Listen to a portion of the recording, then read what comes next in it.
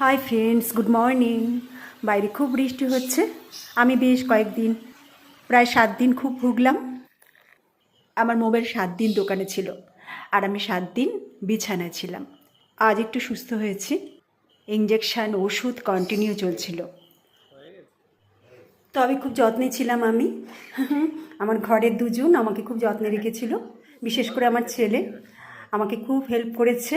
সে আমাকে সারা দিন শুয়ে রেখেছে, আমাকে ওষুধ খাইয়ে দেওয়া, মিনিটে মিনিটে এসে থার্মোমিটার দিয়ে জ্বর মাপা, সারাদিন ইউটিউব ঘাঁটছে যে আমার সিরিয়াস কিছু হয়নি তো, আর আমায় এসে সান্ত্বনা দিচ্ছে তোমার কিচ্ছু হয়নি।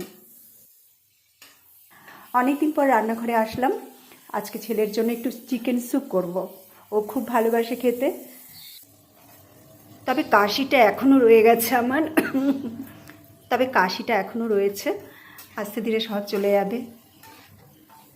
মোবাইল ছিল না, জ্বরে বিছানায় পড়েছিলাম। আমার কিন্তু খারাপ লাগেনি, বিশেষ করে মোবাইলটা পাশে না থাকায়।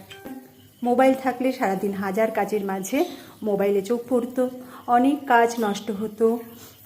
মোবাইল না থাকাতে মনে হলো যে কী বলবো বুঝতে পারছি না, আমার খুব একটা ভালো লাগা কাজ করেছিল, ভীষণ ভালো লাগা। শুয়ে শুয়ে অনেক কিছু চিন্তা করতাম, কি বলবো, মেডিটেশন করতাম। আর তখন মনে হতো কি, তখন মনে হয়েছিল মোবাইলটা যেন আরও কদিন দোকানে থাকে, আমার দরকার নেই। সত্যি কথা বলতে আমি এখন ভিড়কে খুব ভয় পাই, দুনিয়াকেও খুব ভয় পাই।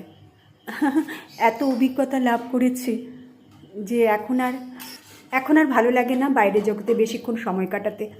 মনে হয় চুপচাপ চুপচাপ নিজেকে নিয়ে থাকি।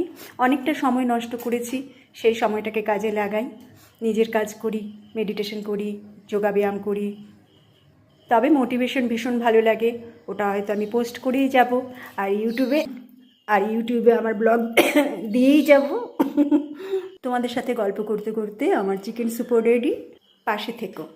আজ তবে আসি।